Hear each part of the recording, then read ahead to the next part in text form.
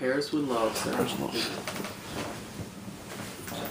Hey, what's going on, everyone? It's another Fat White Guy movie review. I'm Steve. Josh. Tonight we're going to be talking about another one of our Netflix movies that we watched.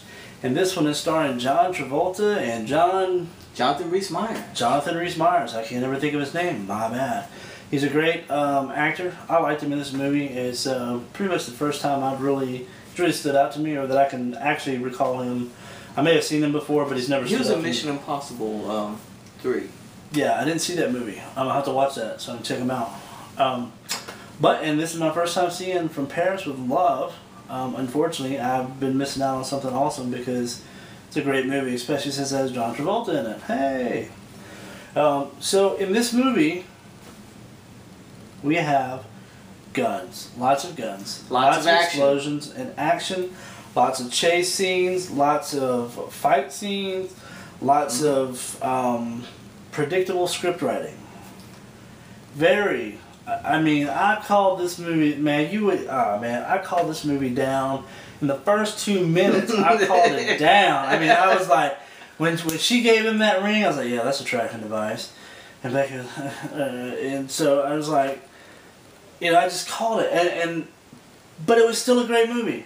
It's a totally enjoyable film. It is. Because even though it is predictable and even though it is a little cliched, it's still, when it comes to the action sequences, it is one of the funnest movies that you will ever see. Yeah. In the way it's shot.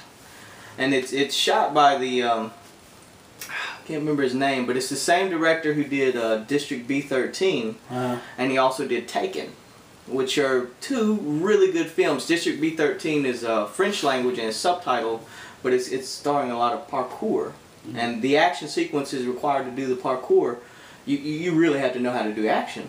And he took that and he perfectly translated it to this one, From Paris with Love, and the action sequences are dynamite. Yeah, they're awesome. They're really cool.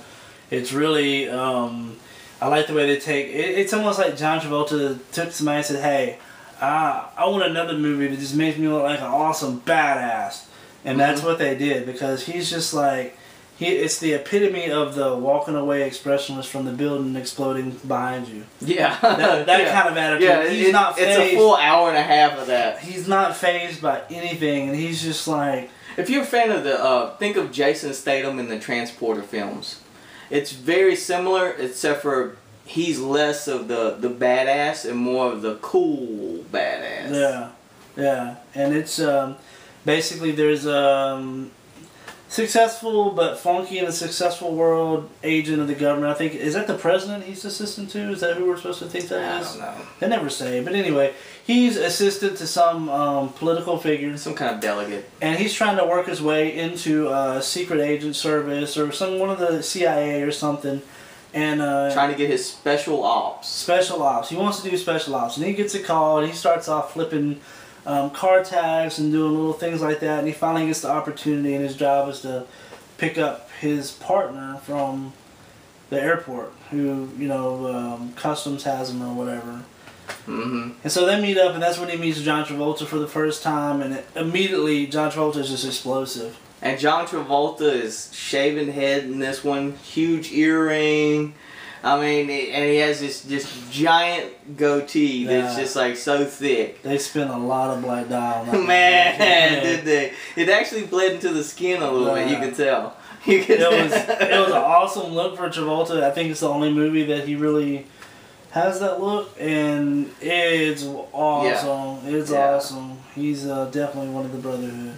Yeah. He's great, and like I said, he is cool in this film. And there are a lot of references to Pulp Fiction in this. Yeah.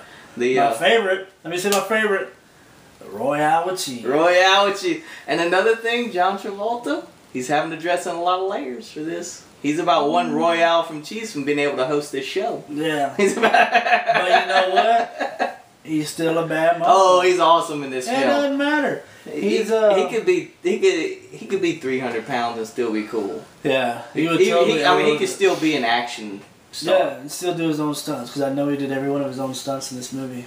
Did he? Yes. Straight faced? Is that yes. how you doing that? But so anyway, they go off on this crazy. It's wild, crazy, predictable, fun, excitable, just balls to the wall action. The whole movie is nothing but one giant action sequence. Yeah. And there are occasional snippets of drama. Yeah. Not much drama here. There was one major flaw that I did not like. Didn't change my opinion of the movie. I just was like, this is even below the predictability of this movie. In the end, when they show up for dinner, and the second girl is there. Yeah. Why? She had no reason to be there. They did not establish why she was there. She was not shown before in the movie.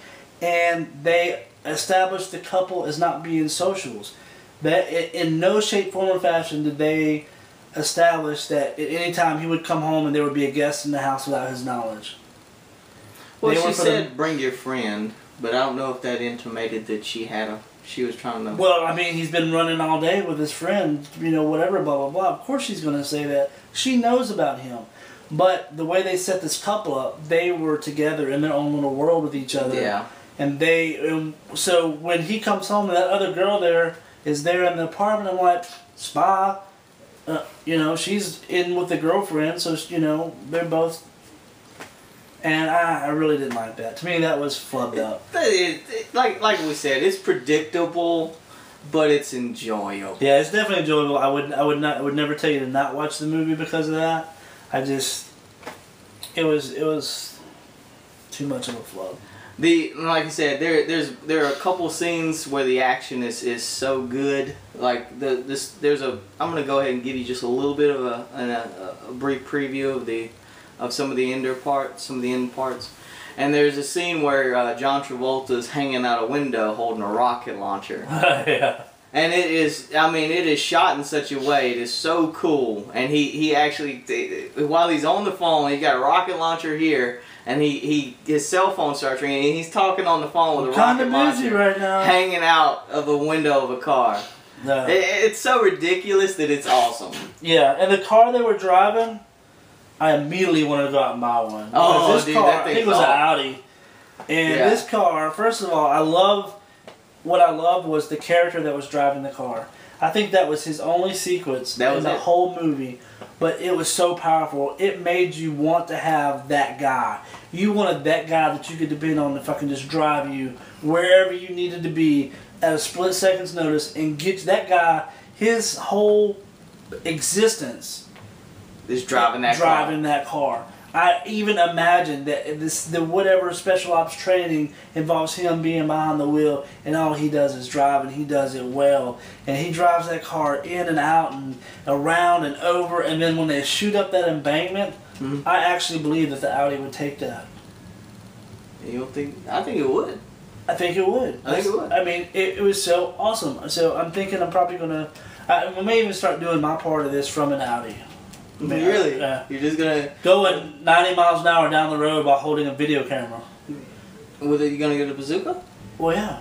That's the only way to do it. I'll be on the phone with you because that feels a little unsafe. We'll be Skyping.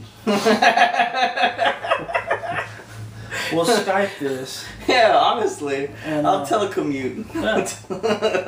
But yeah, it is epitome of guy movie. I think. Yeah, it is not for the ladies. This is a strictly action film. Now, if your lady likes action movies. Yeah, I mean, I'm not gonna stereotype and tell you it's not a ladies' film. I mean, if you're, I think it's for anybody, but it's action. Like I said, action. if you like District B13, if you like the Transporter films, you're really gonna enjoy this one also. Yeah. So overall, what do you give it, Steve? I think I'm gonna give it. I'm